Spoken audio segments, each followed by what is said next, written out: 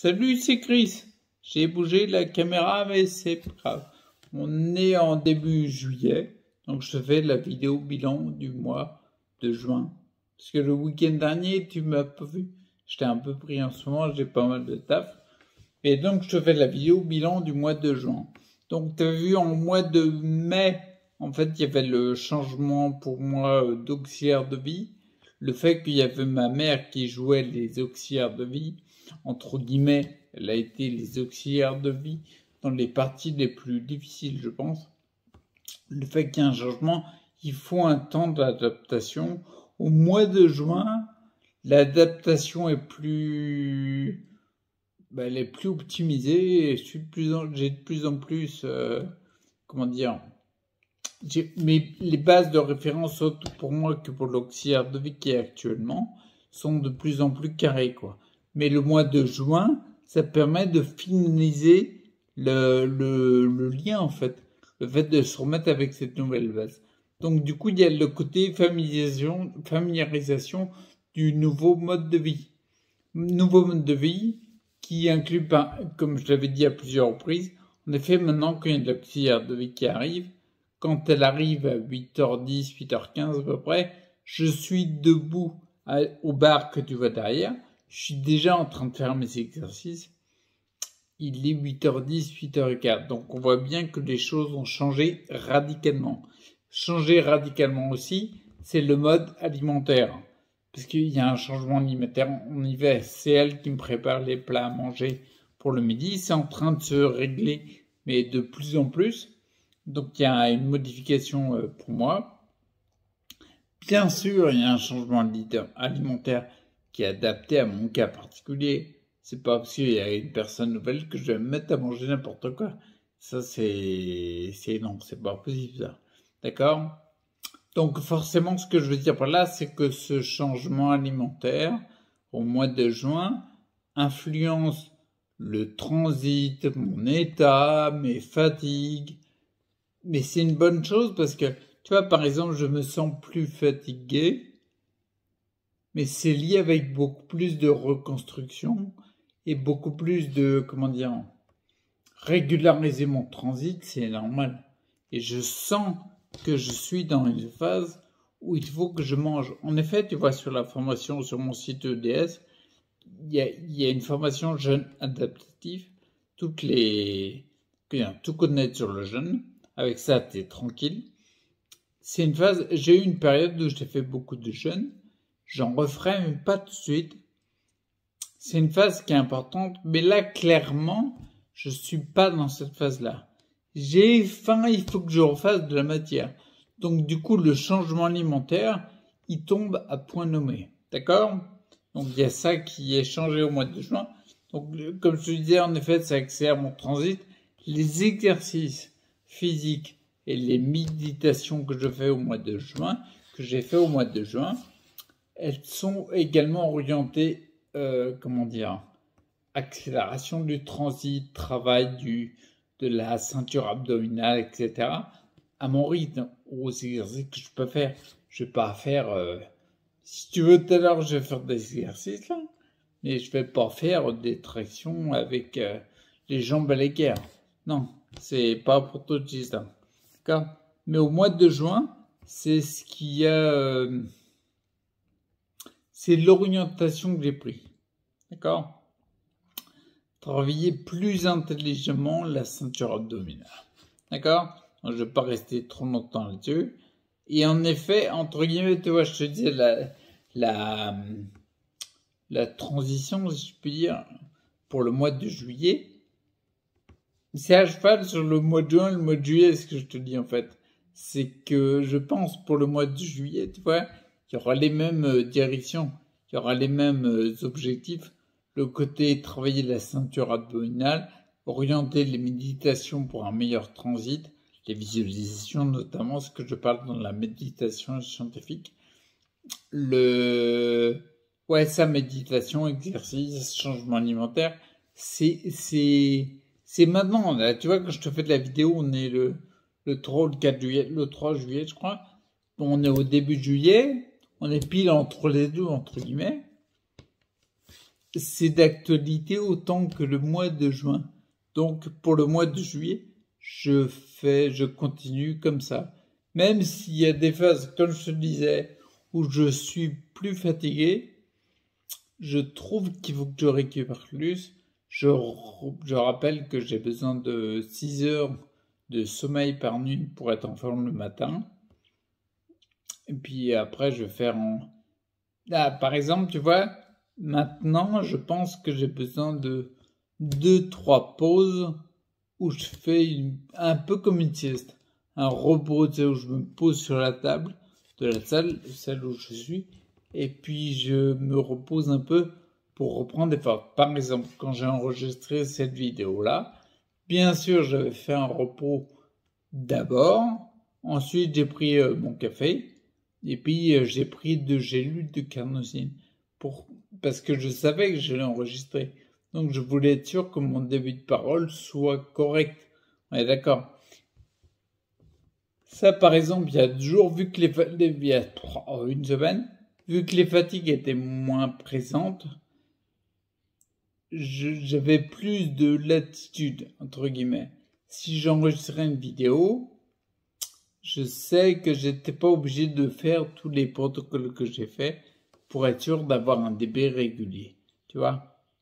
C'est pour te dire à quel point la fatigue est plus présente, mais je pense que c'est une bonne fatigue. Je le sens même, c'est pas de la pensée, c'est pas du mental, je le ressens dans le corps. C'est hyper important. Je sens que par exemple, et tu sais quoi, je veux dire, on va arriver plus sur la fin de la vidéo, mais en effet, je le sens. C'est pourquoi? Parce que les feedbacks de mon corps, ils me le disent. Quand tu es fatigué parce que tu as eu du stress, on va souvent dire, culturellement on le dit en collectif, on va dire c'est une mauvaise fatigue. Une fatigue mentale, c'est différent d'une fatigue physique. Tu vois ce que je veux dire? C'est pour ça qu'on ressent des fois que c'est une bonne fatigue. C'est exactement ce que je ressens en ce moment. Bien sûr, tu vois, je le vois, comme j'ai la ceinture abdominale, puis les dorsaux à l'arrière, qui sont les muscles les plus faibles, pour les récupérer, ça prend du temps. Et quand je les sollicite, je vais avoir le buste qui part en avant. Même si je suis capable maintenant de mettre le bras en avant, en appuyant sur mes jambes, en les ressentant, ça fait du bien. Ça. Ben, bien sûr, je sais que, vu qu'ils sont les plus faibles, si je le fais trop quand je suis fatigué, mon buste va partir en avant. Et d'un œil extérieur, on se dit, oh là, putain, il est mal barré ce gars-là. Mais c'est ponctuel. Le matin, quand je me réveille, quand je me mets assis dans le lit, le matin, au saut du réveil, en fait, j'ai envie de dire, juste après le sommeil, c'est là que j'ai le plus d'énergie. Donc mon buste, il tient beaucoup mieux. Ça n'a rien à voir avec, par exemple, à 17h ou à 18h. Ça n'a rien, strictement rien à voir. D'accord? Donc c'est vraiment, comme je te le disais, vu que la fatigue est plus présente, il faut que je jongle avec ça et que j'enregistre les vidéos pour être sûr d'avoir un bon début de parole. Par exemple, je sais que j'ai prévu d'enregistrer les vidéos pour la formation qui sortira après la formation Adieu Candidos. J'espère qu'elle va sortir la semaine prochaine. Je vais m'arranger pour essayer de la faire. Logiquement, j'ai une semaine de décalage quand j'enregistre la vidéo. Donc logiquement, la formation Adieu Candidos, je vais tout faire pour qu'elle sorte le week-end où tu regardes la vidéo. D'accord? Sinon, il y aura un pack des anciennes. Il y aura un truc forcément. Mon objectif, c'est que maintenant, il y ait une offre à chaque semaine, maximum tous les 15 jours. Qu'il y ait vraiment quelque chose pour tendre vers plus de santé, de disponible, j'ai envie de dire. Ok, donc je te disais, j'avais prévu d'enregistrer des vidéos pour l'autre formation à suivre. Vu l'état de fatigue, je me suis dit cool, on va enregistrer déjà la vidéo bilan, ce qui demande un peu de taf quand même, et je les ferai plutôt demain. Ça fait 3 jours que j'ai pas été aux toilettes. Le transit, c'est hyper important. j'ai beaucoup moins de souffle pour parler lorsque j'ai pas été aux toilettes, parce que j'ai le côlon transverse qui est blindé. Bref, donc j'attends entre guillemets plutôt aller aux toilettes, genre aujourd'hui, demain, et j'enregistrerai les vidéos de formation demain ou après-demain. Ah, il faut être un petit joueur de poker en fait. C'est le truc que je voulais dire en fin de vidéo. Donc du coup, pour résumer, mois de juin, là, on confirme la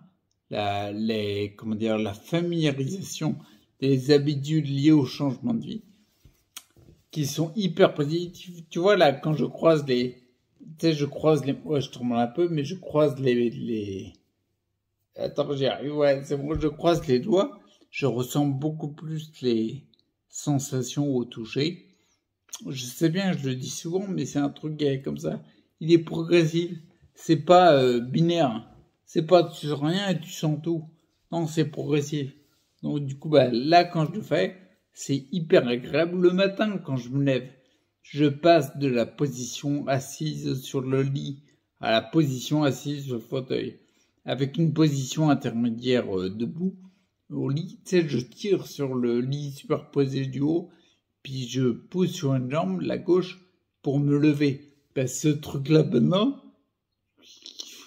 comment dire, il y a 3 semaines, 4 semaines, quand je le faisais, j'avais une petite appréhension.